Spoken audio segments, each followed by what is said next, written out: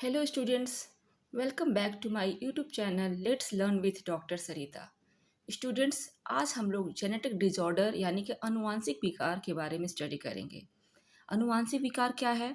तो देखिए, जिस प्रकार बहुत सारी बीमारियां होती है ना, हम बहुत सारी बीमारियों से पीड़ित होते हैं।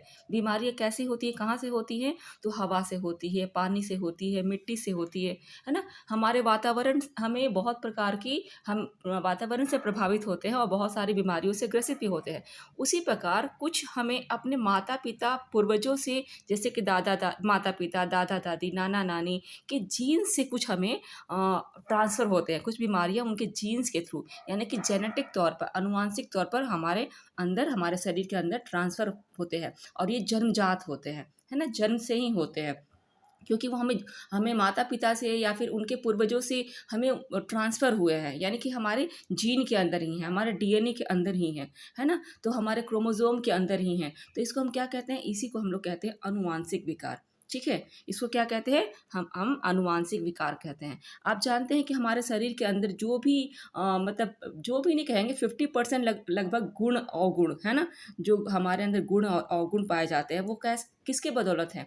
वो जीन्स के बदौलत ही हमारे अंदर आते हैं। जैसे हम अपने माता पिता के आदतों उनके उनमें जो आप देखेंगे, जो आपके माता पिता में या दादा दादी में, नाना नानी में कुछ आदतें आपके अंदर हूबहू वैसी आदतें होती हैं। तो कैसे आ जाती हैं? कभी कभी आप ऐसा भी होता है, आप किसी से मिले नहीं हैं, ठीक है, जो आपके पूर्वज हैं उनसे मिले नहीं है, लेकिन उनकी कुछ आदतें आपके अंदर है। आप देखे भी नहीं, हो सकते हैं वो आपके जीवन काल में ना रहे हों, तो देखे भी ना हो, लेकिन उनकी आदतें आपके अंदर होती है। तो कैसे होती है? ये किसके बदौलत होती है? ये जीन्स के बदौलत होती है, ये डीएनए के बदौलत होती है ना। तो आनुवांशिक विकार में व्यक्ति का जीन, या यूँ कहें कि डीएनए में ही कुछ प्रॉब्लम्स आ जाती हैं, कुछ विकार उत्पन्न होते हैं। उसको क्या कहते हैं? आनुवांशिक विकार कहते हैं।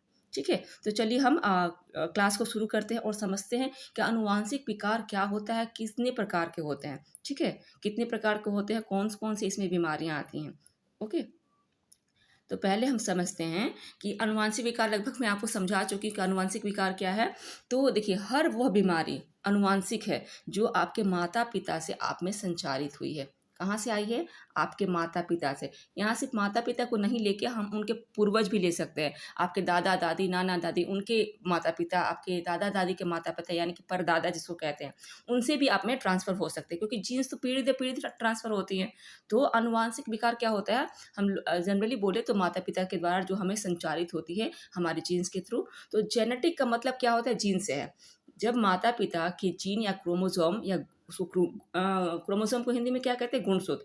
गुणसूत्र में किसी तरह की गड़बड़ी या असमानता होती है, तो अक्सर यह स्थिति उनके बच्चों में पारित हो जाती है, यानी कि ट्रांसफ़र हो जाती है। म्यूटेशन का मतलब होता है कि बदल बदल के उसके रूप में आना, है ना, म्यूटेट होना, अलग अलग तरीके से उसको आना। तो क्या होता है कि हमने कहा कि जब माता पिता द्वारा आप में क्या होती है ये बीमारी, हर वो बीमारी अनुवांशिक है जो आपके माता पिता के द्वारा आप में संचारित हुई है, यानी आप में आई है। जेनेटिक का मतलब जीन से है। जब माता पिता की जीन्स या क्रोमोसोम में किसी तरह की गड़बड़ी या असमानता होती है, तो क्या कहते हैं? तो अक्सर यह स्थिति उनके बच्चों में पारित हो जाती है, यानी कि बच्चों में ट्रांसफ़र हो जाती है। अगर माता पिता भी बीमारी है तो उनके बच्चों में भी ट्रांसफ़र हो जाती है। ठीक है, जिसे कि क्या कहते हैं? जेनेटिक डिसऑर्डर या आनुवांशिक विकार के रूप में जाना जाता है। ठीक है, लेकिन अब ऐसा नहीं है कि हर क्वालिटी, हर गुण और अवगुण आप में आ जाता है। लगभग 50% जीन के थ्रू हमारे शरीर में लगभग 50% ही उनके दोष और गुण आते हैं। ठीक है, ओके, तो आप समझ चुके हैं कि हम जेनेटिक विकार किसे कहते हैं। तो आनुवांशिक बीमारी क्या है? तो आनुवांशिक बीमारी वो बीमारी है जो हम गुण हमारे माता पिता के द्वारा जीन्स के थ्रू हमारे अंदर ट्रांसफ़र होते हैं। जेनेटिक होते हैं, यानी कि जन्म से ही होते हैं। ठीक है, जन्म से ही होते हैं वो, हमारे अंदर वो बीमारी होते हैं। आनुवांशिक विकार व्यक्ति के जीन्स या डीएनए में प्रॉब्लम होती है, तो उसको क्या कहते हैं? आनुवांशिक विकार कहते हैं। ठीक है, ये आप देख पा रहे हैं, ये फिगर क्या है? तो ये इसको कहते हैं ह्यूमन कैरियोटाइप। कैरियोटाइप क्या होता है? तो कैरियोटाइप का मतलब होता है कि देखिए, ये एक तरह का फोटो है।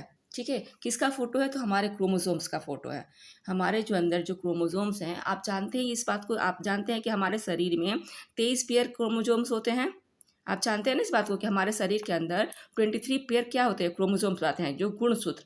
गुणसूत्र की बात करते हैं तो कितने होते हैं 23 पेयर्स।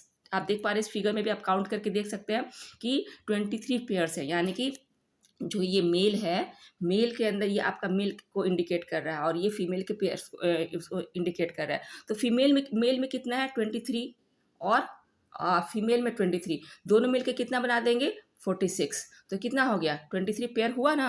23 हमें यहाँ से मिल रहा है, 23 हमें अपने मम्मी से मिल रहा है, 23 हमें फादर से मिल रहा है, 23 हमें मम्मी से मिल रहा है। तो दोनों मिलके कितने हो गए, दोनों मिलके क्या हो गया 46 हो गए। और 46 को क्या कहेंगे 23 पेयर, 23 जोड़े। तो हमारे शरीर के अंदर कितने जोड़े क्रोमोसोम होते हैं, हमारे शरीर के अंदर 23 जोड़े क्रोमोसोम पाए जाते हैं। ठीक है, क्रोमोसोम यानी कि गुणसूत्र, और गुणसूत्र पाया जाता है। गुणसूत्र क्यों कहते हैं, क्योंकि अपने पूर्वजों के गुण या दोष जो भी है, जो भी उनमें क्वालिटी है वो हमारे अंदर ट्रांसफर होती है, लगभग 50% तक ट्रांसफर हो जाती है इन गुणसूत्रों के माध्यम से। अगर 100% ट्रांसफर होती तो हम हूबहू वही सेम कंडीशन होती जो हमारे मदर फादर की है, लेकिन ऐसा नहीं होता है। क्यों नहीं होता है, क्योंकि कुछ हम वातावरण से भी तो प्रभावित होते हैं। हमारे अंदर जो हम बच्चे जब जन्म लेते हैं तो उन पे दोनों का प्रभाव पड़ता है। आप होम साइंस में इसको पढ़ चुके हैं, पढ़ते हैं आप ना, कि जो बालक होता है, जो शिशु होता है, उस पर वो किसका प्रतिफल होता है, वो वातावरण और जेनेटिक यानी कि आनुवांशिकता और वातावरण दोनों का प्रतिफल होता है ना। जो बालक होता है जन्म लेता है उस पर दोनों का प्रभाव पड़ता है। तो जेनेटिक रूप में हमें जो मिलता है, तो जेनेटिक रूप में हम मानते हैं वैज्ञानिक कि बच्चों पर वातावरण का और आनुवांशिकता का बराबर प्रभाव पड़ता है। तो बराबर प्रभाव का मतलब क्या हुआ, 50% आनुवांशिकता का और 50% आपके वातावरण का, वो दोनों मिला के क्या बनते हैं, एक हम स्वस्थ व्यक्ति बनते हैं, एक बालक का डेवलपमेंट होता है। ओके, वो डेवलपमेंट का बात रहा। यहाँ हम वापस आते हैं अपने चैप्टर पे। तो जो ह्यूमन जो आपका मानव, जो ये हम बात कर रहे हैं कैरियोटाइप का, कैरियोटाइप हम किसको कह रहे हैं, तो कैरियोटाइप का मतलब होता है कि आपका जो क्रोमोसोम्स का जो आप पिक्चर देखते हैं ना, फोटो माइक्रोस्कोप से देखेंगे तो जैसा दिखेगा उस इमेज को क्या कहते हैं, कैरियोटाइप कहते हैं। उस ये जो हमें इमेज दिख रहा है, ये हमें पूरा इमेज दिख रहा है ना, ये 23 यहाँ 23 यहाँ, तो ये क्या है, ये कैरियोटाइप है, ये इमेज है। ये कैसे दिखेगा, ऐसे तो दिखता नहीं ना, ऐसे तो हमें नहीं दिखता है ना कि हमारे एक सेल के अंदर आप जानते हैं कि प्रत्येक सेल के अंदर 40 आपके 23 जोड़े क्रोमोसोम पाए जाते हैं, है ना।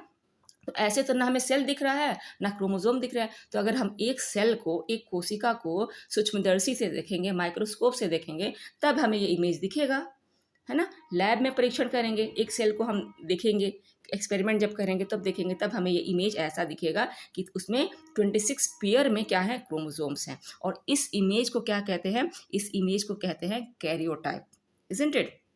इस इमेज को क्या कहते हैं, इस इमेज को ही कहते हैं कैरियोटाइप। तो आप हमारे शरीर में जो 23 पेयर क्रोमोसोम पाए जाते हैं, और प्रत्येक क्रोमोसोम के अंदर क्या होते हैं, डीएनए होते हैं, है ना, डीएनए होते हैं। और डीएनए क्या होता है, डीएनए में जब कोई विकार आ जाती है, जब कोई कमी आती है, तब वो विकार क्या कहलाता है, तब वो जेनेटिक विकार कहलाता है, अनुवांशिक दोष कहलाता है, अनुवांशिक बीमारी कहलाता है ना। समझ में आई बात। इस अनुवांशिक बीमारी में क्या हो सकता है, आपके क्रोमोसोम की मात्रा बढ़ सकती है, क्रोमोसोम की मात्रा घट सकती है ना। वो आगे हम डिस्कस करेंगे। तो आप ये इतना समझ चुके हैं कि व्यक्ति के शरीर में क्या होती है, बहुत सारी कोशिकाएं पाई जाती है, और हर कोशिका में क्या होता है, आपके क्रोमोसोम्स पाए जाते हैं, क्रोमोसोम्स पाए जाते हैं। कि आप जानते हैं ना कि जो सेल हमारा है वो बायोमोलिकुल्स के बने होते हैं। किसके बने होते हैं, जो व्यक्ति का सेल है, जो हमारा कोशिका है, हम एक कोशिका से बने हैं। और कोशिका किसके बने होते हैं, बायोमोलिकुल्स के बने होते हैं। बायोमोलिकुल्स क्या है, बायोमोलिकुल्स में कार्बन होता है, हाइड्रोजन होता है, प्रोटीन होता है, फैट होता है, मिनरल्स होता है ना, न्यूक्लिक एसिड होता है। और ये जो न्यूक्लिक एसिड है, इसमें क्या होता है, न्यूक्लिक एसिड में डीएनए होता है। न्यूक्लिक एसिड में क्या होता है, डीएनए होता है, डीएनए, आरएनए, है ना, आरएनए होता है। और क्या होता है आपके डीएनए, आरएनए और क्रोमोसोम्स पाए जाते हैं, किसमें, न्यूक्लिक एसिड में। न्यूक्लिक एसिड में क्या होते हैं, डीएनए, आरएनए और क्रोमोसोम्स पाए जाते हैं। और ये किस में होते हैं, ये सभी कोशिकाओं में पाए जाते हैं। जितने भी हमारा जो शरीर है असंख्य कोशिकाओं का बना हुआ है, और सभी कोशिकाओं में ये पाए जाते हैं। समझ में आ गई बात। इतनी बात आपको समझ में आ गई कि हमारा जो शरीर है किससे बना है, 23 पेयर। हमारे जो एक कोशिका है उसमें 23 पेयर क्या होते हैं, क्रोमोसोम्स पाए जाते हैं। क्रोमोसोम्स व्यक्ति के प्रत्येक सेल में पाए जाते हैं। अब जानते हैं कि प्रत्येक सेल में क्या होता है, क्रोमोसोम्स होते हैं, डीएनए होता है, आरएनए होता है। और ये डिप्लॉइड सेल होते हैं, डिप्लॉइड सेल के बने होते हैं। कौन, क्रोमोसोम्स जो आपके हैं ये डिप्लॉइड सेल के बने होते हैं। कहने का मतलब है कि 23 आपके मदर से मिले हैं और 23 आपके फादर से मिले हैं, मिले हैं ना, तभी 23 23 दोनों तरफ से मिले हैं। 23 हमें कहाँ से मिला है? 23 अपने मम्मी से मिले हैं, 23 हमें फादर से मिले हैं, 23 हमें मम्मी से मिले हैं। तो ये क्या है, जब 23 क्या होते हैं, तो ये 23 मिलके 46 हो गए। तो ये कैसे सेल्फ होंगे? जो 46 आपके क्रोमोसोम्स हो गए, तो ये कैसे होंगे? ये कहलाते हैं डिप्लॉइड सेल्स। कैसे कहलाते हैं? डिप्लॉइड। डिप्लॉइड सेल कहलाते हैं। एक मिनट यहाँ पे मैं मिटा देती हूँ, उसको वापस से लिखती हूँ। ये जो आपके ना क्रोमोसोम्स होते हैं हमारे शरीर में, हमारा जो सेल होता है वो किससे बना होता है? वो डिप्लॉइड का बना होता है। ठीक है, डिप्लॉइड का बना होता है, डिप्लॉइड सेल का बना होता है। कितना? एक से लेके आपका जो 22वां क्रोमोसोम है, 22 तक का।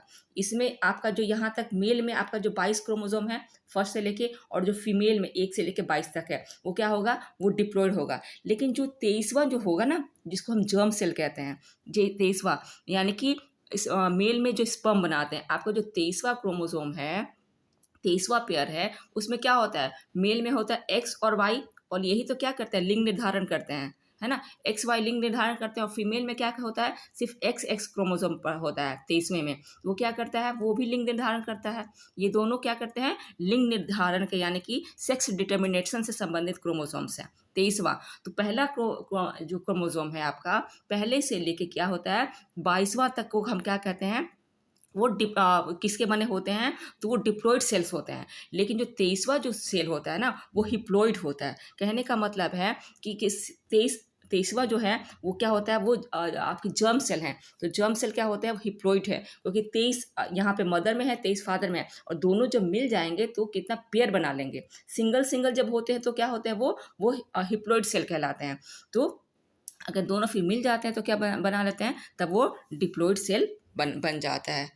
समझ में आई एक बात आपको हिप्लॉइड और डिप्लॉइड सेल के बारे में? देखिए, जो क्रोमोसोम है, प्रत्येक व्यक्ति के सेल में क्रोमोसोम्स पाए जाते हैं, और ये क्रोमोसोम्स डिप्लॉइड सेल के बने होते हैं।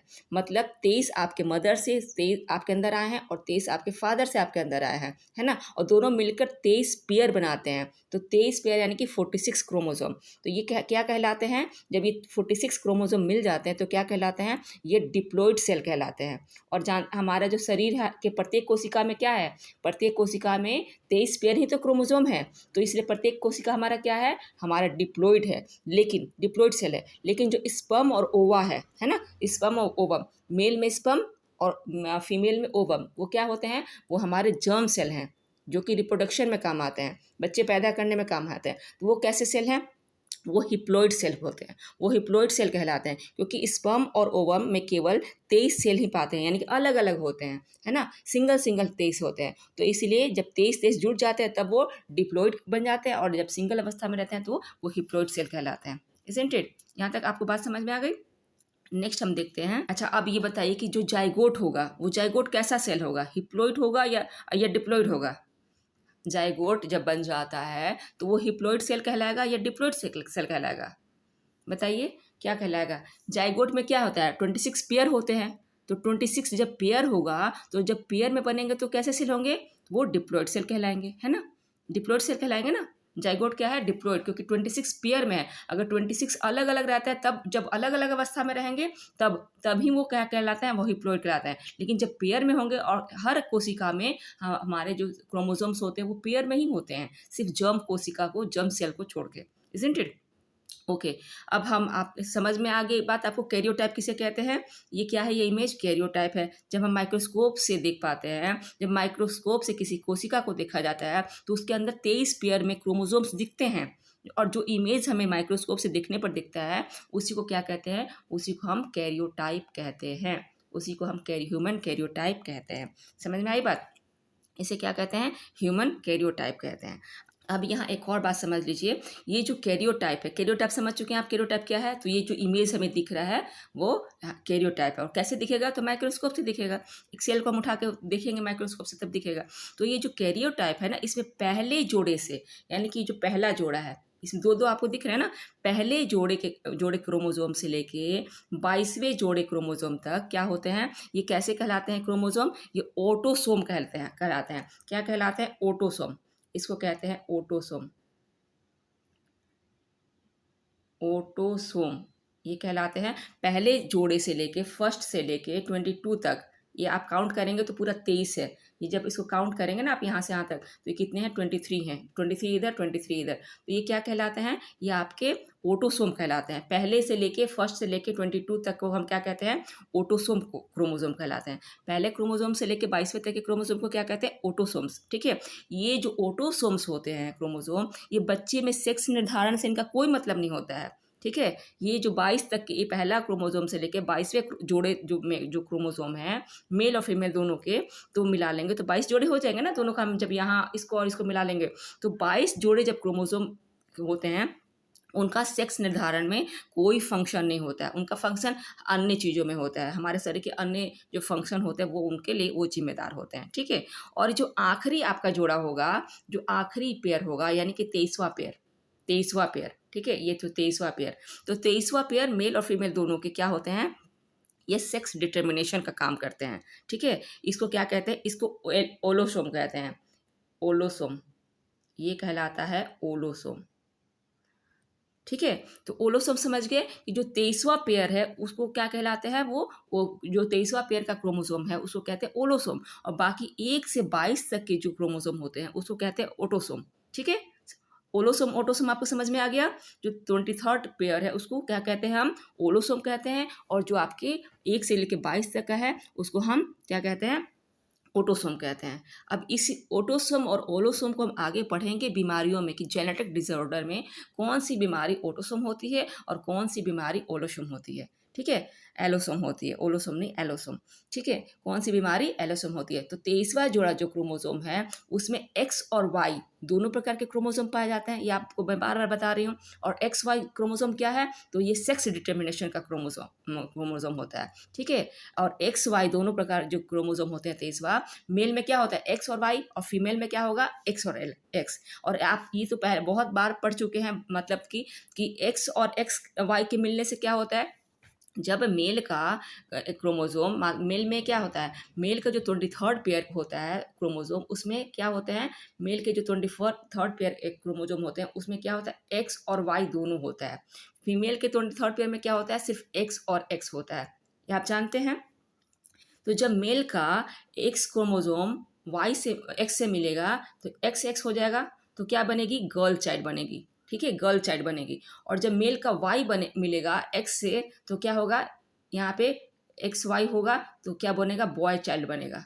ठीक है, ये आप तो जानते हैं अच्छी तरह से बात, कि जब एक्स एक्स क्रोमोसोम मिलते हैं, यानी कि मेल का एक एक्स फीमेल का एक एक्स क्रोमोसोम, तो क्या बनेगी, गर्ल बनेगी। ठीक है, लड़की बनेगी। जब मेल का एक मिल गया वाई एक, ठीक है, और गर्ल का क्योंकि फीमेल के पास तो दोनों एक्स ही हैं, तो अगर वाई के साथ फीमेल के वाई के मेल के वाई के साथ फीमेल का एक्स मिल गया तो क्या मिलेगा, बनेगा बॉय बनेगा। आप ये बात अच्छी तरह से जानते हैं, है ना। एक क्रोमोसोम क्या होता है, कैसे गर्ल का निर्धारण होता है और कैसे बॉय का बॉय बनता है। ठीक है, तो अब हम आ जाते हैं कि अब ये क्रोमोसोम्स के जो ये आपका देख पा रहे हैं ना, कि क्रोमोसोम्स ऊपर से नीचे तक, ठीक है, एक उनका साइज होता है, यानी कि जो पहला जो क्रोमोसोम होगा वो बड़ा होगा और 23वां पेयर सबसे छोटा होता है। यहाँ पे थोड़ा सा बड़ा दिखाया गया, लेकिन 23वां जो पेयर होता है ना सबसे छोटा होता है। जैसे जैसे उनकी साइज बढ़ती जाती है ना, जैसे जैसे ये साइज बढ़ रही है, तो आप देख पा रहे हैं, फिगर में भी देख पा रहे हैं कि छोटा होता जा रहा है, और 23वां पेयर सबसे छोटा होता है, पहला पेयर सबसे बड़ा होता है। ठीक है, पहला जो क्रोमोसोम होता है सबसे बड़ा होता है। तो आप इतनी बातें समझ चुके हैं कि हमने आप अभी तक आपको क्या बताया, हमने आपको बताया कि अनुवांशिक विकार किसे कहते हैं। अनुवांशिक विकार क्या होता है, तो एक प्रकार की बीमारी है जो हमें अपने माता पिता से जीन के थ्रू, यानी कि क्रोमोसोम के थ्रू ट्रांसफ़र होती है, हमें जन्मजात मिलता है। ठीक है, अनुवांशिक विकार व्यक्ति के जीन्स या डीएनए के थ्रू जन्मजात रूप में उनको मिलते हैं अपने माता अपने पूर्वजों से, है ना। उसी को हम क्या कहते हैं, उसको हम अनुवांशिक विकार कहते हैं। तो हमने अनुवांशिक विकार समझा, उसके बाद हमने समझा कि जो हमारे जो ये सेल्स होते हैं, है ना, सेल कितने प्रकार के होते हैं, जो होते हैं। तो हमारा जो शरीर वो किससे बना हुआ है, हमारा शरीर किससे बना है, तो डिप्लॉइड सेल के बने होते हैं। हमारा जो सेल है, प्रत्येक सेल डिप्लॉइड सेल का बना होता है, लेकिन सिर्फ एक को छोड़ के। एक क्या होता है, हमारा जो सेक्स सेल है ना, सेक्स जर्म सेल को क्या कहते हैं, हिप्लॉइड सेल कहते हैं। सिर्फ एक क्या होता है, हिप्लॉइड। उसके बाद हमने क्या बात करी कि कैरियोटाइप की बात करी, कि जो इमेज हम देख पाते हैं माइक्रोस्कोप से क्रोमोसोम्स के, उसको क्या कहते हैं, उसको हम कैरियोटाइप कहते हैं। ठीक है। फिर हमने कहा कि जब मेल के जो जर्म सेल है यानी कि एक्स और वाई, और फीमेल में क्या होता है जर्म सेल एक्स एक्स होते हैं। तो जब मेल का एक्स और वाई, फीमेल का एक्स मिलेगा तो गर्ल चाइल्ड पैदा होगी, और जब मेल का वाई और फीमेल का एक्स मिलेगा तो बॉय चाइल्ड पैदा होगा। ठीक है। अब और हमने बात करी थी ऑटोसोम और एलोसोम की। ठीक है। हमने यही बात करा था कि जो आप कैरियोटाइप में जो इमेज देखते हैं वो पहला क्रोमोसोम से लेके 22वां क्रोमोसोम क्या कहलाता है, ऑटोसोम कहलाता है। ऑटोसोम कहलाता है। ठीक है। पहला क्रोमोसोम से लेके 22वां जोड़ा तक, पहला जोड़ा से 22वां जोड़ा तक क्या कहलाता है, ऑटोसोम कहलाता है। और 23वां जो क्रोमोसोम है वो क्या कहता है, एलोसोम कहते हैं उसको, क्या कहते हैं, एलोसोम। ठीक है। अब इसको हम आगे डिजीज के बारे में पढ़ेंगे कि एलोसोम और ऑटोसोम का क्या मतलब होता है। ओके। अब आ जाइए, कैरियोटाइप तो मैं आपको समझा चुकी हूँ कि जब माइक्रोस्कोप से किसी कोशिका को देखा जाता है तब उसके अंदर 23 जोड़े में क्रोमोसोम दिखते हैं, और ये जो इमेज हमें माइक्रोस्कोप से दिखता है उसको ही हम क्या कहते हैं, कैरियोटाइप कहते हैं। ओके। ये भी बात समझा चुकी हूँ आपको कि कैरियोटाइप में पहले जोड़े क्रोमोसोम से लेके 22वें जोड़े क्रोमोसोम में क्या होता है उसको क्या कहते हैं, ऑटोसोम कहते हैं। ठीक है जी, कहते हैं ना, आप समझ चुके हैं अच्छी तरह से। इन ऑटोसोम्स में बच्चों के सेक्स निर्धारण का कोई मतलब नहीं होता है, यानी कि पहले जोड़े क्रोमोसोम से लेकर 22वें जोड़े क्रोमोसोम तक सेक्स निर्धारण में कोई मतलब नहीं होता है। ये क्रोमोसोम क्या कहते हैं, शरीर के अन्य क्रियाकलापों के लिए जिम्मेदार होते हैं। अब हम ऑटोसोम क्या कहते हैं, और जो 23वां जोड़ा क्रोमोसोम है वो सेक्स निर्धारण में क्रोमोसोम होता है, इसको क्या कहते हैं, इसको एलोसोम कहते हैं। समझ में आएगी ये बात, इसलिए मैंने समझाने के साथ साथ मैंने लिख भी दिया है कि आप लोग को रिटर्न फॉर्म में भी मिल जाए। वैसे तो आपको जो भी मैं बातें बोलती हूँ, जो समझाती हूँ, उसको पेन और पेपर पे नोट करते जाना चाहिए। ठीक है। उसको आपको नोट करते जाना चाहिए, उससे क्या होगा, आपका एक अच्छा सा नोट बन जाएगा, आपके एक नोट्स तैयार हो जाएंगे, इजंट इट। तो इस लेकिन मैं जानबूझ के थोड़ा थोड़ा लिख भी देती हूँ ताकि आपको ज़्यादा भटकना ना पड़े। कुछ बच्चे होते हैं कि बस सुनते ही हैं, लेकिन सुनने से नहीं चलेगा, उसको आप पेन, और जब भी आप देखते हैं वीडियोस, जब भी आप लेक्चर सुनते हैं, तो आप एक पेन और पेपर लेके बैठिए, कॉपी लेके बैठिए और पेन लेके बैठिए और उसको नोट डाउन करते रहिए। ठीक है। तो आप यहाँ पे ऑटोसोम और ओलोसोम समझ चुके हैं कि ओलोसोम क्या होता है, ऑटोसोम क्या होता है। ओके, चलिए नेक्स्ट देखिए, ये भी क्रोमोसोम के ही है, क्रोमोसोम का, उसमें अच्छे से आपको 1 2 नहीं दिख पा रहा होगा। इस इमेज में देख लीजिए कि आपके जो 23 पेयर में है। ठीक है। वहाँ पे अलग अलग आप देख पा रहे थे ना, यहाँ पे आप देखिए, आपको उस फिगर में हमने समझाया था कि मेल में 23 होते हैं और फीमेल में 23 होते हैं, दोनों मिलकर 46 बनाते हैं क्रोमोसोम्स, है ना। और जो 26 पेयर एक कोशिका में होता है, 23 पेयर एक कोशिका में होता है, इजंट इट। यहाँ पे देखिए, यहाँ पे 46 पूरा आपके 26 आपके क्या है, पेयर है। 26 पेयर में आपके जोड़े में ये है यहाँ पे, इजंट इट। देखिए फर्स्ट क्या है, फर्स्ट आपका ये एक मिनट, पहला पहला जोड़ा, दूसरा, तीसरा, चौथा, पांचवा, छठा, सातवां, आठवां, नौवां, 10वां, 11, 12, 13, 14, 15, 16, 17, 18, 19, 20, 21, 22। ये 22 एक तरफ है, तो ये क्या है, ये ऑटोसोम है, ऑटोसोम है। ठीक है। ऑटोसोम कहलाते हैं। और जो आपका यह 23वां दिख रहा है, ठीक है, इसमें आप देख पा रहे हैं, इसमें एक्स और वाई दोनों दिख रहे हैं, दिख रहे हैं ना, एक्स वाई। और ये क्या है, 23वां जोड़ा, जो आपके किनारे आप यहाँ पे दिख रहे हैं, एक्चुअली मैं यहाँ पे लाल, यहाँ पे मार्कर आ जा रहा है इसलिए मैं इसको इंडिकेट नहीं कर पा रही हूँ। जो 23वां जोड़ा आपको लास्ट में दिख रहा है, 22 के बाद 23वां जोड़ा, उसमें एक्स और वाई दोनों है ना, एक्स वाई। और ये क्या है, सेक्स डिटर्मिनेशन का ये निर्धारण करता है। सेक्स निर्धारण करने में ये जो 23वां जो क्रोमोसोम है ये आपके काम आता है, इसलिए इसको क्या कहते हैं, इसको एलोसोम कहते हैं, इजंट इट। इसको क्या कहते हैं, एलोसोम कहते हैं। चलिए हम अब अनुवांशिक विकार की तरफ बढ़ते हैं कि अनुवांशिक विकार क्या होता है, वो तो समझ चुके हैं, कितने प्रकार के होते हैं। तो अनुवांशिक विकार को 2 प्रकारों में वर्गीकृत किया जाता है, यानी कि 2 भागों में बांटा जाता है। एक क्या है, एक मेलेडियन डिसऑर्डर है, ठीक है, और दूसरा को क्या कहते हैं, क्रोमोसोमल डिसऑर्डर। पहला आपका मेलेडियन डिसऑर्डर और दूसरा आपका क्रोमोसोमल डिसऑर्डर है। मेलेडियन डिसऑर्डर में क्या होगा, तो इसमें क्या, जो आप जानते हैं ना कि आपके जो पूरा जो कैरियोटाइप है, जो आपके क्रोमोसोम्स होते हैं, जो सेल होते हैं, कोशिका होती है, उसमें 23 जोड़े क्रोमोसोम होते हैं। तो देखिए इसमें मेलेडियन डिसऑर्डर में क्या होती है, इसमें आपके क्रोमोसोम्स में कोई परिवर्तन नहीं होता है, क्रोमोसोम की संख्या में कोई परिवर्तन नहीं होता है। जब आपके जेनेटिक डिसऑर्डर होते हैं ना, तो या तो आपके क्रोमोसोम्स की संख्या में परिवर्तन हो जाएंगे, या तो ज़्यादा हो जाएगा, जैसे 23 पेयर है ना, तो 23 पेयर यानी कि 46 है, तो या तो जेनेटिक डिसऑर्डर में, अनुवांशिक विकार में, या तो 46 से क्या हो जाएगा, आपका 46 है ना, अगर पेयर की बात करें 23, तो 46 अगर सिंगल सिंगर की बात करें तो 46 में बढ़ जाएगा, एक प्लस भी होके 47 भी हो सकता है, और 46 में एक माइनस हो जाएगा तो 45 भी हो सकता है। तो कहने का तात्पर्य ये है कि आपके जेनेटिक डिसऑर्डर में क्रोमोसोम की संख्या बढ़ जाती है, घट जाती है, ठीक है। या एक बीमारी ऐसी होगी तो उसको क्या कहते हैं, जब क्रोमोसोम की संख्या बढ़ जाती है, घट जाती है, तो उसको क्या कहते हैं, क्रोमोसोमल डिसऑर्डर, ठीक है। वो सेकंड टाइप का जो डिसऑर्डर है उसको क्रोमोसोमल डिसऑर्डर कहते हैं। लेकिन मेलेंडियन डिसऑर्डर में क्या होता है, क्रोमोसोम की संख्या बढ़ती घटती नहीं है। फिर वो प्रॉब्लम कैसे होगी, तो वो प्रॉब्लम होगी आपके जीन में ही प्रॉब्लम हो जाएगी, ठीक है। बराबर हैं, क्रोमोसोम की संख्या बराबर है, यानी कि 23 पेयर में है, 46 है, ना बढ़े हैं ना घटे हैं। लेकिन क्या होगा, आप जानते हैं ना कि ये जो आपका क्रोमोसोम है, ठीक है, ये पेयर में क्रोमोसोम है, ऐसे ऐसे पेयर में क्रोमोसोम है। तो क्या होगा, ये आपकी इसके अंदर जो जीन पाया जाता है ना, जीन पाया जाते हैं, डीएनए पाया जाता है, तो उसी में क्या होगा, उसी में इफेक्ट आ जाएगा। या तो ये टूट जाएंगे या फिर जुड़ेंगे, टूट जाएंगे, या फिर जुड़ भी गए टूट के तो दूसरे तरीके से जुड़ेंगे। तो दूसरे तरीके से जुड़ेंगे तो उनका जो सिस्टमेटिक जुड़ने का जो तरीका होता है वो चेंज हो जाता है, और वो चेंज होने की वजह से ही डिजॉर्डर यानी कि बीमारी होती है। समझ में आई बात। मेलेडियन डिजॉर्डर में क्या होता है कि आपके जीन में के विकार आता है, क्रोमोसोम में विकार नहीं होता है, क्रोमोसोम एज इट इज़ है, मतलब जितना होना चाहिए उतना है। लेकिन विकार कहाँ आएगा, आपके डीएनए में विकार आ जाता है, ठीक है। क्रोमोसोम की संख्या सामान्य होती है लेकिन डीएनए में विकार आ जाता है। और क्रोमोसोमल डिसऑर्डर में क्या होता है, क्रोमोसोमल डिसऑर्डर में आपके क्रोमोसोम में ही जो 23 पेयर ऐसे करके है ना, 23 पेयर ऐसे, मैं आपको दिखाया ना अभी, ऐसे ऐसे 23 पेयर्स थे ना, 23 पेयर।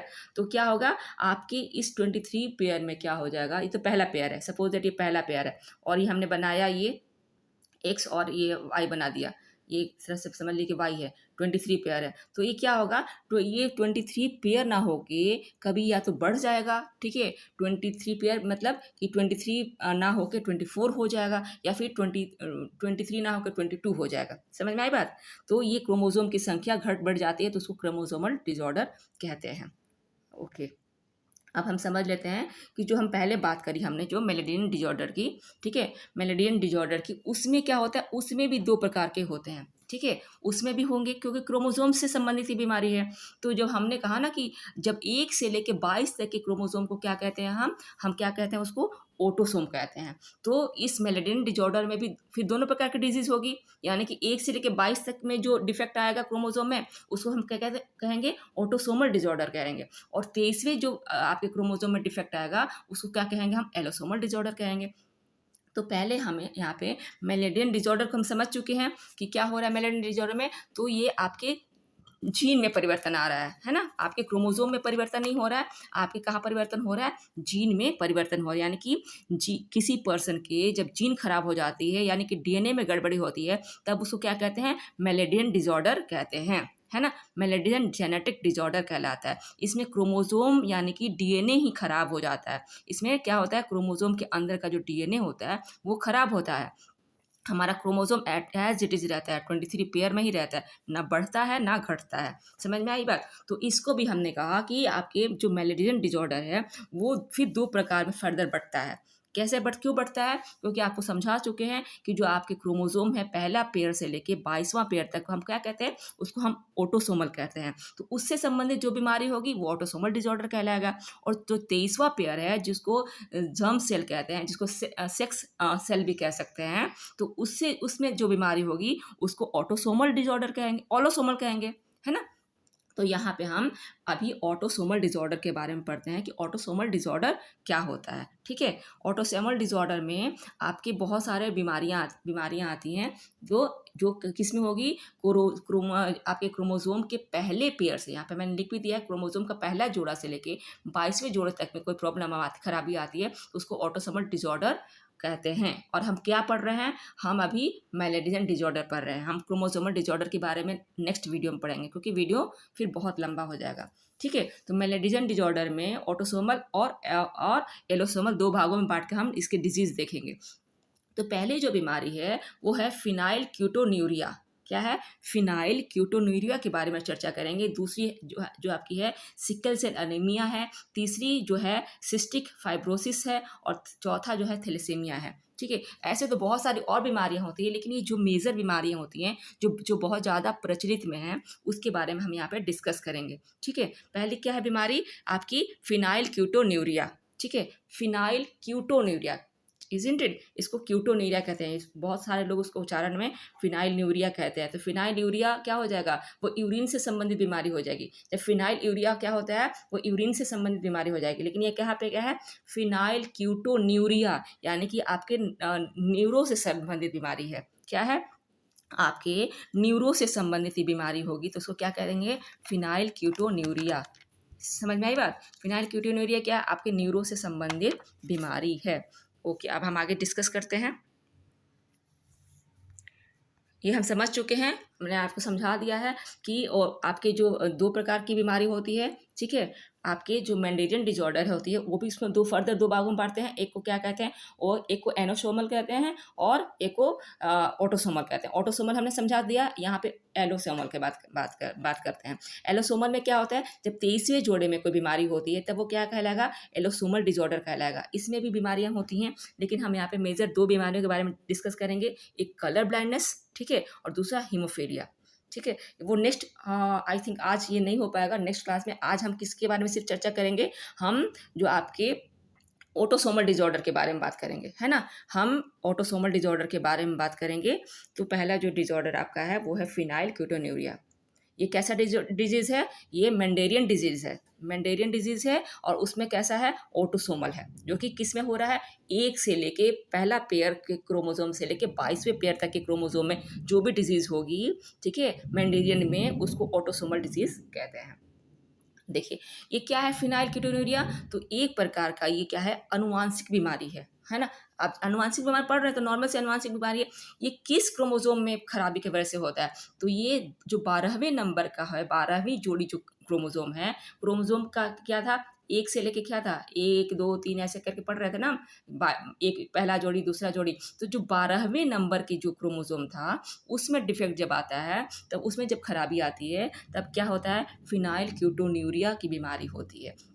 फिनाइल कीटोन्यूरिया में देखिए, आप समझिए कि हमारे शरीर में ना जो आपकी आपका जो एक आवश्यक अमीनो अम्ल है, हमारे शरीर में प्रोटीन कितना आवश्यक आप जानते हैं। तो प्रोटीन क्या होता है, हम जब हम लोगों ने प्रोटीन के बारे में पढ़ा था तो हमने पढ़ा था आवश्यक अमीनो अम्ल, है ना, आवश्यक अमीनो अम्ल, अनावश्यक अमीनो अम्ल, और क्या पढ़ा था, जो कि आपके मतलब कि जो शरीर हमने जब हम लोग ने प्रोटीन का चैप्टर पढ़ा था तो उसमें हम क्या पढ़ा था, आवश्यक जो एसेंशियल अमाइनो एसिड और नॉन एसेंशियल अमाइनो एसिड के बारे में पढ़ा था, याद है आपको।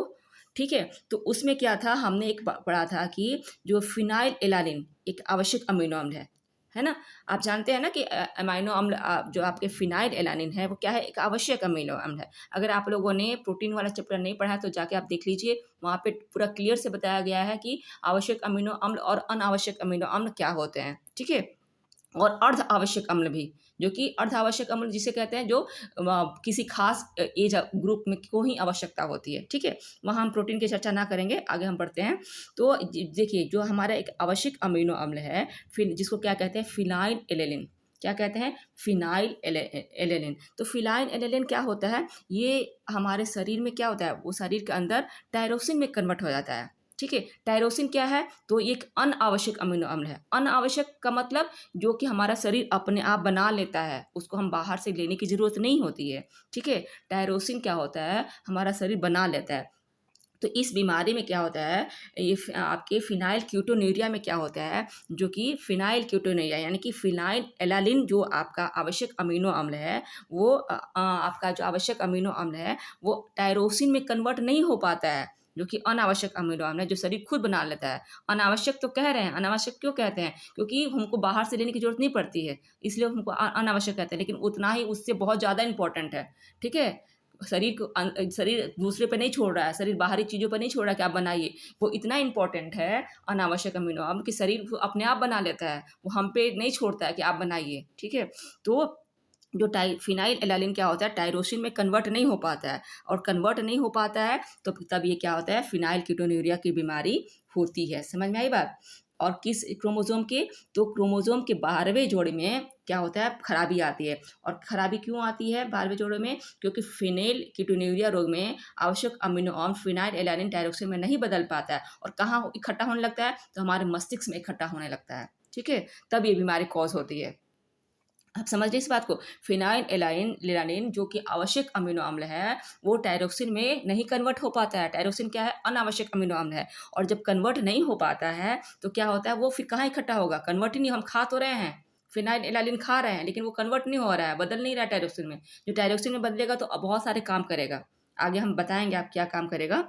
तो टायरोक्सिन में बदल नहीं पा रहा है तो क्या होगा, तो फिर कहाँ जाएगा, शरीर के अंदर ही तो रहेगा, तो हमारे ब्रेन में जमा होने लगता है। ब्रेन में जमा होने लगता है तो उस बीमारी को क्या कहते हैं, फेनिल कीटोन्यूरिया डिजीज कहते हैं। समझ में आई बात। अब देखिए, आप समझ चुके हैं कि टायरोसिन क्या है। तो टायरोसिन क्या है, एक अनावश्यक अमीनो अम्ल है जो कि शरीर खुद बनाता है। लेकिन जब हम फेनाइल एलानिन खाते हैं, जो कि आवश्यक अमीनो है, जो हमें बाहर से लेना है, तो जब फिनाइल एलानिन खाते हैं तो क्या होता है, ये एक इंजाइम होता है। ठीक है, ये क्या, कौन सा इंजाइम होता है, फिनाइल एलानिन हाइड्रोक्सिलेज इंजाइम। ठीक है, फिनाइल एलानिन हाइड्रोक्सिलेज इंजाइम की मदद से फिनाइल एलानिन किस में कन्वर्ट होगा, टायरोसिन में कन्वर्ट होगा। ठीक है, टायरोसिन में कन्वर्ट होगा किस एंजाइम की मदद से। एक बार और मैं बोल रही हूँ कि फिनाइल एलानिन, जो कि हम क्या है, फिनाइल एलानिन। फिनाइल एलानिन किस में कन्वर्ट होता है, आपके फिनाइल एलानिन किस में कन्वर्ट होता है, टायरोसिन में। किसकी मदद से, लेकिन अपने आप कन्वर्ट नहीं होता ना, इसको कुछ एंजाइम चाहिए कन्वर्ट होने के लिए। तो कौन कन्वर्ट कर देता है इसको, तो phenyl alanine hydroxylase enzyme. Phenyl alanine hydroxylase enzyme इसको क्या करेगा, इसको बदलेगा, किस में बदलेगा, इसको टायरोक्सिन में बदल देता है। ठीक है, तब बदल देगा तो बीमारी नहीं होगी, अगर नहीं बदल पाएगा तो फिर तब ये बीमारी होती है। और टायरोक्सिन क्या है, तो टायरोक्सिन क्या होता है, ये क्या है, एक प्रिकर्सर है। किसका प्रिकर्सर है, टायरोक्सिन फिनाइल एलानिन का प्रिकर्सर है। टायरोक्सिन अगर कन्वर्ट नहीं हो पाता है तो टायरोक्सिन क्या है, कन्वर्ट नहीं हो पाएगा। टायरोसिन बहुत सारे जो आपके इंजाइम्स हैं उसका क्या है, पूर्वगामी रूप है, प्रिकर्सर है। ठीक है, किसका प्रिकर्सर है, तो इंजाइम्स आपके मेलानिन का प्रिकर्सर है, आपके थायराइड का प्रिकर्सर है, आपका डोपामाइन का प्रिकर्सर है, एडिनिन का प्रिकर्सर है, जो कि एडिनिन ग्रंथि से निकलता है। वो सभी जो इंजाइम्स हैं इनके प्रिकर्सर कौन है, टायरोक्सिन है। ये क्या होगा, आपके अगर टायरोक्सिन शरीर में रहेगा तभी मेलानिन काम करेगा, तभी आपके थायरोक्सिन काम करेगा, तभी आपका डोपामाइन काम करेगा, तभी आपकी एडिनिन ग्रंथि काम करेगी, एडिनिन इंजाइम काम करेंगे। समझे। तो टायरोक्सिन समझ लीजिए कि टायरोक्सिन कितना इंपॉर्टेंट है। टायरोक्सिन के रहने से ही क्या होगा, मेलानिन भी काम करेगा। मेलानिन क्या है, तो मेलानिन हमारे आंखों का जो कलर होता है उसके लिए जिम्मेदार होता है। अगर मेलानिन की कमी होगी तो आंखों का रंग कलर क्या हो सकता है, ग्रीन हो सकता है, नीला हो सकता है, बाल हमारे भूरे हो सकते हैं, रफ हो सकते हैं, त्वचा क्या होगा, वाइट दाग हो जाएगा। ठीक है, त्वचा पे वाइट दाग हो जाएगा, और क्या हो जाएगा, कैंसर भी हो सकता है, त्वचा का कैंसर हो सकता है। मेलानिन क्या करता है, हमारे शरीर में कलर पिगमेंट के लिए जिम्मेदार होता है, यानी कि कलर देता है, हमारे शरीर को रंग देता है। अगर ये और अल्ट्रा वायलेट किरणों से हमारी रक्षा कराता है। तो टायरोक्सिन नहीं रहेगा शरीर में तो क्या होगा, टायरोक्सिन नहीं रहेगा तो क्या हो जाएगा, तो ये हमारे शरीर का मेलानिन भी काम नहीं करेगा। ठीक है, और टायरोक्सिन किसके लिए रहेगा, तो टायरोक्सिन रहने के लिए क्या चाहिए, तो फिनाइल एलानिन चाहिए, क्योंकि फिनाइल एलानिन ही तो कन्वर्ट हो रहा है टायरोक्सिन में। तो आप देखिए कैसे एक दूसरे से सभी लिंक्ड हैं, है ना। सभी जो भी हमारे शरीर में एंजाइम्स होते हैं, प्रोटीन होते हैं, सभी एक दूसरे से लिंक होते हैं, सभी का एक दूसरे पर निर्भरता होती है। जब फिनाइल एलानिन रहेगा हमारे शरीर में और उसको बदलने वाला एंजाइम्स कौन सा रहेगा, फिनाइल एलानिन हाइड्रोक्सिलेज एंजाइम रहेगा, तो टायरोक्सिन बनेगा शरीर में। ठीक है, टायरोक्सिन बनेगा। अगर फिनाइल एलानिन को बदलने वाला एंजाइम नहीं रहेगा, यानी कि फिनाइल एलानिन हाइड्रोक्सिलेज एंजाइम नहीं रहेगा, तो टायरोक्सिन भी नहीं बनेगा। टायरोक्सिन नहीं बनेगा तो क्या होगा, मेलानिन नहीं बनेगा, थायराइड नहीं बनेगा, डोपामाइन नहीं बनेगा, एड्रेनल नहीं बनेगा। ठीक है, और डोपामाइन क्या करता है, डोपामाइन किसके लिए आवश्यक होता है, तो हमारे याददाश्त के लिए आवश्यक होता है, अगर एकाग्रता अटेंशन के लिए आवश्यक होता है, हमारी ध्यान नहीं भटकने देता है, नींद के लिए आवश्यक होता है। अगर डोपामाइन नहीं रहेगा, हार्मोन एंजाइम नहीं रिलीज होगा तो नींद भी नहीं आएगी, हम सो नहीं पाएंगे। ठीक है, तो ये थोड़ा सा मैंने आपको और डिटेल में बता दिया। यहाँ पे फिनाइल कीटोन्यूरिया में क्या होता है कि फिनाइल एलानिन टायरोक्सिन में नहीं बदल पाता है, किसकी कमी से, तो कौन सा एंजाइम की कमी से, तो फिनाइल एलानिन हाइड्रोक्सिलेज एंजाइम की कमी की वजह से ये बदल नहीं पाता है, और नहीं बदल पाता है तो ये कहाँ इकट्ठा होता है, ये ब्रेन में इकट्ठा होता है। समझ में आई बात? ब्रेन में क्या होता है, इकट्ठा होता है, तब कौन सी बीमारी होती है, तो फेलाइन कीटोन्यूरिया की बीमारी होती है। इसमें क्या क्या परेशानी हो जाएगी, तो जो भी अभी आपका अभी हमने बताया कि मेलानिन, थायराइड, डोपामाइन, एड्रेनल, तो ये क्या होगा, उसमें उससे जो अगर कमी रहेगी तो उससे जो बीमारी होगी वो इसमें भी होगी। तो क्या बीमारी होगी, तो पहला तो मानसिक मंदता होगी, क्योंकि न्यूरो से संबंधित है बीमारी। ध्यान भटकेगा, नींद की कमी होगी, एकाग्रता की कमी होगी, आंखों का रंग बदल जाएगा, सफ़ेद दाग होगा, बाल क्या होंगे, भूरे हो जाएंगे, बालू नहीं बाल, यहाँ पे मिस्टेक है, प्रिंटिंग मिस्टेक है, बालू नहीं होगा यहाँ पे, बाल बाल आपके क्या हो जाएंगे, ब्राउन ब्राउन हो जाएंगे। आजकल तो लड़कियां बाल ब्राउन करती भी हैं, लेकिन ये वैसा नहीं है कि आजकल तो शौक से लोग बालों को कलर करवाते हैं, बट यहाँ पे वो नहीं है। यहाँ पे क्या हो रहा है, किसके वजह से कमी हो रहा है, बाल ब्राउन क्यों हो रहा है, तो आपके मेलानिन की कमी की वजह से हो रहा है ना, गोल्डन ब्राउन बाल हो जा रहा है।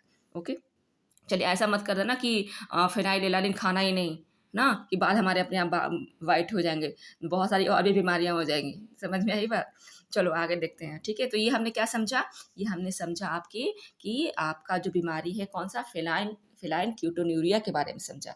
कौन सी क्रोमोसोम की डिफेक्ट में हो रही है, तो 12वीं जोड़ी का जो क्रोमोसोम है उसमें डिफेक्ट हो रहा है, तो ये जेनेटिक डिजॉर्डर हो रहा है। और ये जेनेटिक डिजॉर्डर कैसा है, तो ये क्या है, जेनेटिक डिजॉर्डर, ये हम पढ़ रहे थे कि ये किसमें, ऑटोसोमल में है ना, मेडेरियन ऑटोसोमल डिजॉर्डर ये है। ओके, अब हम आ जाते हैं सिकल सेल एनीमिया की बात करते हैं। एनीमिया के बारे में आप लोगों ने बहुत सुना कि बहुत सारी एनीमिया होती हैं, पढ़ा है हम लोगों ने कहाँ पढ़ा था एनीमिया के बारे में, एनीमिया के बारे में हम लोगों ने कहाँ पढ़ा है, तो अनीमिया के बारे में हम लोगों ने विटामिन वाले चैप्टर में पढ़ा था ना, कि अनीमिया पहले सिंपल सा कि हमने फॉलिक एसिड की कमी से हमें अनीमिया हो रहा था, जिसको कि क्या कहते हैं, मेगालोब्लास्टिक अनीमिया कहते हैं। उसमें क्या हो रहा था कि आरबीसी का जो साइज बड़ा हो जाता था।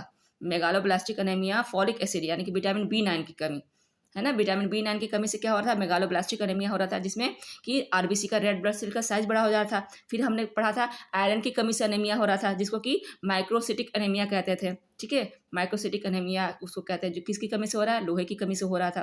फिर विटामिन B12 की कमी से क्या हो रहा था, पर्नीशियस अनीमिया हो रहा था। अब हम एक पढ़ेंगे अभी sickle cell anaemia. Sickle cell anaemia क्यों होता है, तो सिकल सेल एनीमिया में हेमोग्लोबिन की जो मात्रा होती है उसकी क्वालिटी में खराबी आ जाती है। ठीक है, उसकी क्या होता है, गुणवत्ता खराब हो जाता है, उसकी जो आरबीसी का जो स्ट्रक्चर होता है वो गोल ना हो के वो सिक्कल जैसा हो जाता है, यानी कि सिक्कल का मतलब यानी कि हंसिए के जैसा हो जाता है। आप जानते हैं ना कि हंसिया ऐसा कैसा रहता है, हंसिया ऐसा होता है, ऐसा होता है ना हंसिया, तो ये आपके नुकीले ऐसे हो जाएंगे हंसिया की तरह, आपके हीमोग्लोबिन हो जाएगा, है ना, आपके जो ब्लड हीमोग्लोबिन होता है, जो क्या होता है ऐसे जनरली कैसा होता है हीमोग्लोबिन, ऐसा गोल होता है, ग्लोड उसमें डॉट डॉट डॉट डॉट ऐसे आपके हीमोग्लोबिन होते हैं, ब्लड सेल जो होता है उसमें। लेकिन इसमें क्या होगा, इसमें ऐसा सिकल्स के जैसा बन जाएगा, यानी कि हंसिया की तरह सिकल सेल, इसीलिए को इसके लिए इसको सिकल सेल अनीमिया कहते हैं। ये क्या है सिकल सेल अनीमिया, तो ये एक ऑटोसोमल डिसऑर्डर है ना, और ऑटोसोमल डिसऑर्डर है जो कहाँ हो रहा है, ये रिसेसिव होते हैं, यानी कि 1 से लेके 22वें तक के जो क्रोमोसोम में डिजीज हो रही है, बीमारी हो रही है, उसमें हो रहा है ना, तो ये क्या है, एक ऑटोसोमल डिसऑर्डर है ना।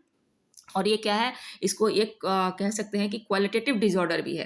क्वालिटेटिव डिसऑर्डर क्यों है, क्योंकि आपके जो हीमोग्लोबिन की गुणवत्ता में असर आ रहा है, यानी कि हीमोग्लोबिन की गुणवत्ता में खराबी आ रही है।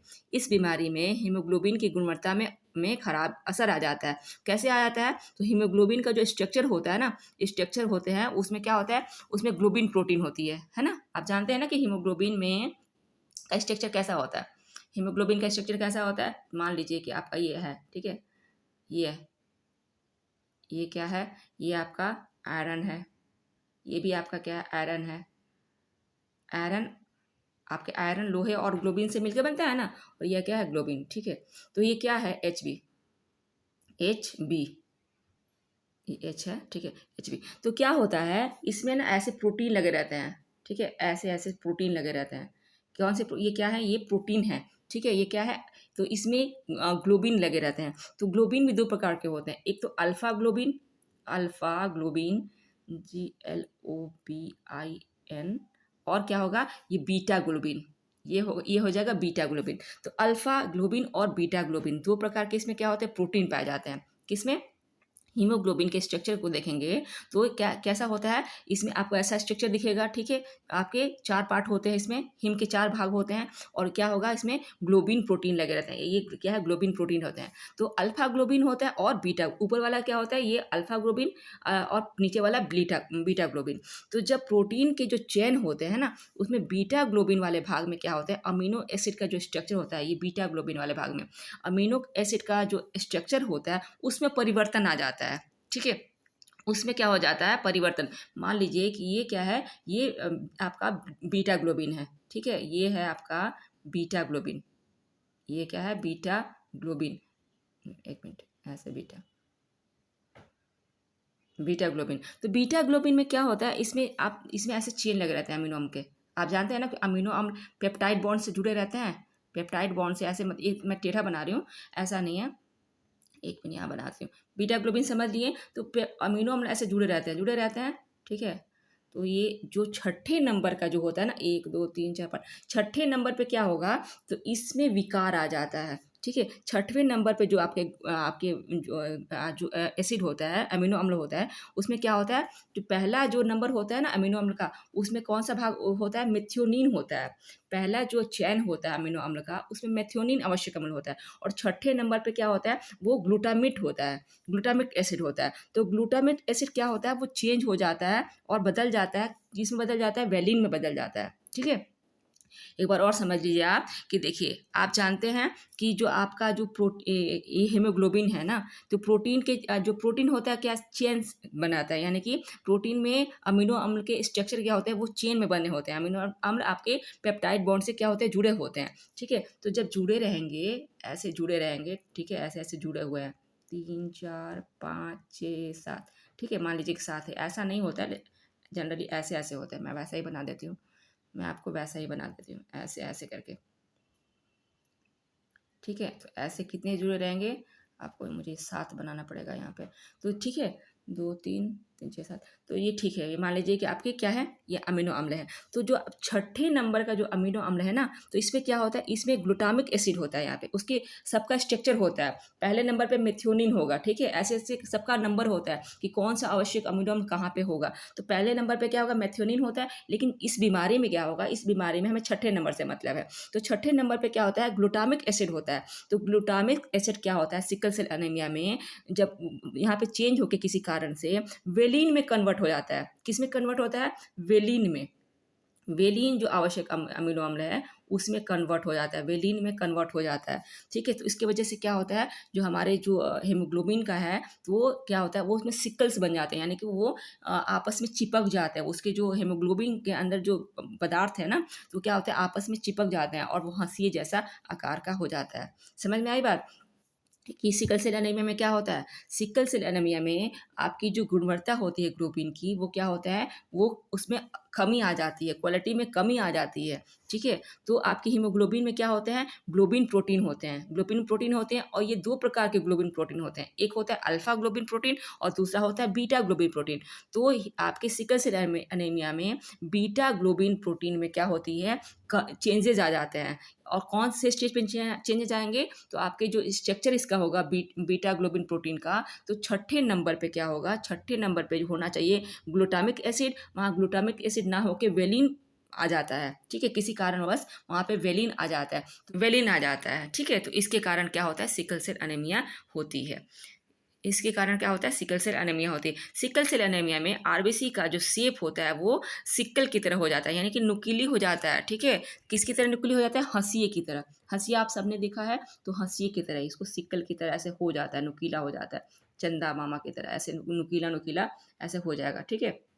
तो ये क्या होता है, फिर ये नॉर्मल आरबीसी का शेप तो आप जानते हैं कि राउंड होता है ना। तो आरबीसी का जब जब सिकल की तरह हो जाता है, तो क्या होता है, ये आपस में चिपक जाएंगे ना। जब इस तरीके से जब ये हो जाएगा, तो क्या हो जाएगा, ये आपस में चिपक गए, ठीक है। आपस में आपकी हीमोग्लोबिन होते हैं, चिपक जाते हैं। अगर गोल रहता है, तो इसमें क्या होता है, हीमोग्लोबिन अच्छी तरह से आपका काम वर्क कर रहा होता है ना, अच्छी तरह से काम कर रहा होता है। लेकिन जब चपटा हो गया है, तो हीमोग्लोबिन जो इसके अंदर, वो चिपक जाता है, एक दूसरे में चिपक जाता है। तो क्या होता है, वो हमारे फिर ब्लड वेसल में जब इस प्रकार का आपका ये हो जाएगा, या हीमोग्लोबिन ब्लड हो जाएगा, हीमोग्लोबिन हो जाएगा इस प्रकार का। तो आपका क्या होगा, आरबीसी की ब्लड नहीं करें, आरबीसी का शेप ऐसा हो जाएगा, आरबीसी का शेप ऐसा होना चाहिए। और ऐसा ना हो कि ऐसा हो गया तो क्या होगा, जब हमारे ब्लड वेसल में आरबीसी मूव करेगा, शरीर के सभी भागों में जाएगा ना रेड ब्लड सेल, तो क्या होगा, मूव नहीं कर पाएगा। हमारे जो ब्लड वेसल्स है ना, ऐसे जो ब्लड वेसल्स है, तो इसमें क्या होगा, ऐसे फंस जाएगा, ऐसे ऐसे फंस जाएगा। ठीक है, क्योंकि गोल, अगर गोल रहता तो इजीली मूव करता, लेकिन क्या है, ये हंसी के जैसा हो गया है, तो ये नुकीला हो गया है, तो हमारे ब्लड वेसल्स में क्या हो रहा है, ये फंस जा रहा है, मूव नहीं कर पा रहा है। और ये फंसने की वजह से क्या होता है, ब्लॉकेज का कारण भी बनता है, ब्लॉकेज का कारण बनता है। ब्लड हेमरेज हो सकता है, ब्लड वेसल्स में क्या पैरालिसिस हो सकता है। ठीक है, सिकल सेल एनीमिया की वजह से आपके हेमरेज भी हो सकते हैं। फिर क्या होगा, ब्लड में ब्लॉकेज हो जाएगा, आपके वेसल्स, ब्लड वेसल्स में ब्लॉकेज हो जाएंगे, पैरालिसिस के अटैक आ सकते हैं। तो आप समझ चुके कि सिकल सेल एनीमिया में क्या क्या परेशानी हो रही है। तो सिकल सेल एनीमिया में क्या हो रहा है कि आपके जो आपके रेड ब्लड सेल हैं वो प्रभावित होता है। सिकल सेल एनीमिया में लाल रक्त कोशिकाएं प्रभावित होती हैं। लाल रक्त कोशिकाएं जनरली कैसी होती हैं, तो गोल होती हैं, गोल होती हैं, है ना, राउंड होती हैं, फ्लेक्सिबल होती हैं, यानी कि लचीली होती हैं, तभी तो आसानी से आपके ब्लड वेसल्स में मूव कर पाती हैं और शरीर के हर भाग में जाती हैं। लेकिन क्या होता है, सिकल सेल में क्या होती है, ये कठोर और चिपचिपी होती हैं और स्टिकी बन जाती हैं और चिपक जाती हैं, चिपक के इनके हेमोग्लोबिन क्या होते हैं, आपस में चिपक जाते हैं। तभी क्या होता है, अपना काम ढंग से नहीं कर पाती हैं, अपना तो काम नहीं कर पा रही हैं सिकल्स वाली जो आपकी ये है आरबीसी है, लेकिन जो और सामान्य जो आरबीसी है ना, उसको भी रुकावट डाल रही है। आपका जो मान लीजिए ये ब्लड वेसल है, ठीक है, इसमें कुछ सामान्य आपके आपके आरबीसी है और कुछ आरबीसी आपके आपके सिकल्स की तरह बन गया है। तो ये क्या करेंगे, ये जो सामान्य है इसको आगे जाने नहीं देंगे, ब्लॉकेज कर देंगे, क्योंकि ये हंसी की तरह नुकीले नुकीले से आपस में है। तो क्या जो सामान्य होगा उसको भी क्या करते हैं, अपना काम सही से नहीं करने देते हैं, उसमें रुकावट डालते हैं।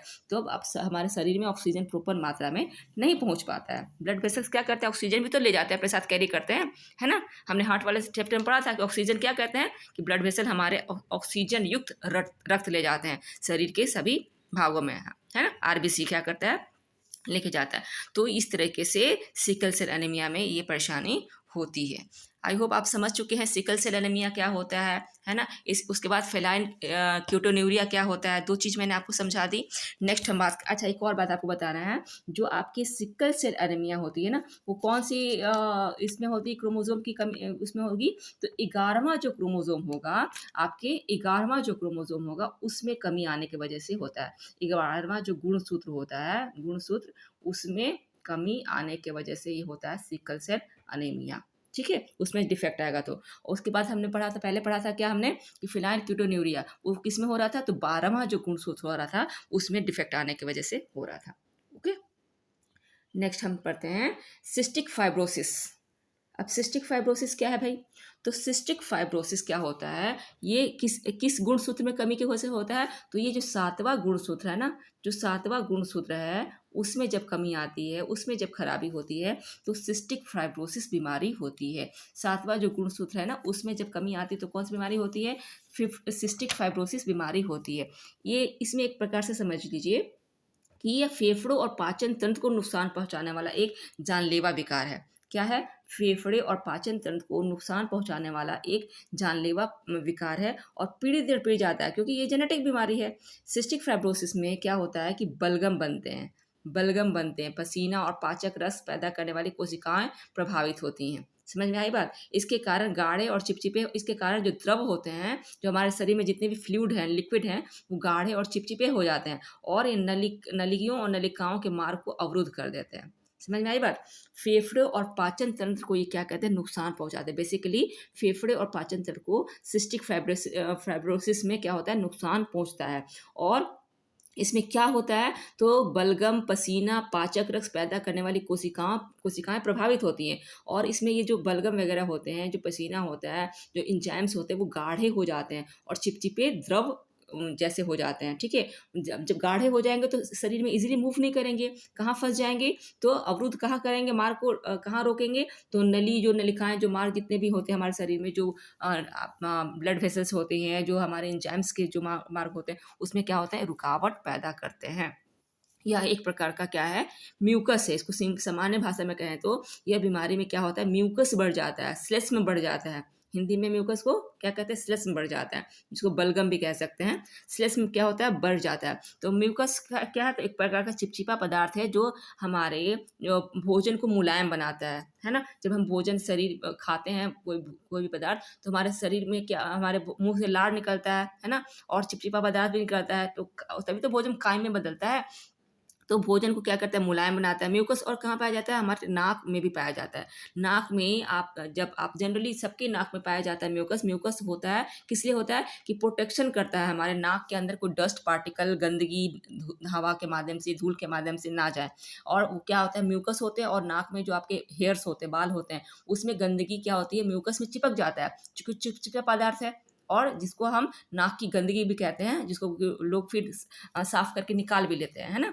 उसमें उस गंदगी में, म्यूकस में क्या होता है, आपके डस्ट पार्टिकल, गंदगी सब फंस जाते हैं, धूल कर फंस जाते हैं, क्योंकि वो चिपचिपा होता है, तो अपने आप को अपने अंदर चिपका लेता है गंदगी को, फिर हम उसे बाहर निकाल लेते हैं। तो म्यूकस हमारे शरीर में एक लिमिट मात्रा में रहना चाहिए, लेकिन जब शरीर में म्यूकस की मात्रा बढ़ जाती है ना, तब क्या होता है, सिस्टिक फाइब्रोसिस बीमारी होती है। तब क्या कहते हैं, सिस्टिक फाइब्रोसिस बीमारी होती है ना, जब म्यूकस की मात्रा बढ़ जाती है। समझ में आई बात। सिस्टिक फाइब्रोसिस में म्यूकस की मात्रा बहुत ज़्यादा बढ़ जाती है, जिसकी वजह से फेफड़ों में से संबंधित बीमारी होती है। फेफड़ों में बढ़ जाएगी, तो फेफड़ों में बढ़ जाएगी तो हम सांस कैसे लेंगे, हवा के मार्ग को अवरुद्ध कर देगा, है ना। तो ये इस प्रकार से ये बीमारी होती है। हमारे पाचन तंत्र में बढ़ जाएगी, म्यूकस ही म्यूकस हो जाएगा, तो खाना अंदर कैसे जाएगा।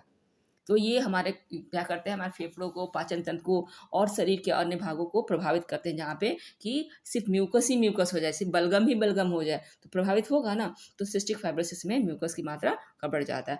कौन से गुणसूत्र को प्रभावित करता है, तो ये आपकी सिस्टिक फाइब्रोसिस में आपका जो 7वें नंबर का जो गुणसूत्र है ना, क्रोमोजोम है, 7वें नंबर का जो क्रोमोजोम है, वो उसमें खराबी आती है। 7वें नंबर का जो गुणसूत्र है उसमें खराबी आती है, ठीक है। अब एक और बीमारी के बारे में पढ़ेंगे हम, जो क्या है, थैलेसीमिया है। थैलेसीमिया क्या है भाई, तो थैलेसीमिया आप, ये तो अनुवांशिक बीमारी है, आप समझ ही रहे हैं कि बच्चों को माता पिता से ट्रांसफर होती है, ठीक है। इस रोग में शरीर में हीमोग्लोबिन के निर्माण की प्रक्रिया में गड़बड़ी हो जाती है, ठीक है। इसमें क्या होता है, एक प्रकार से हम कह सकते हैं इसको कि ये आप क्या है, क्वांटिटेटिव बीमारी है, ठीक है, क्वांटिटेटिव बीमारी है।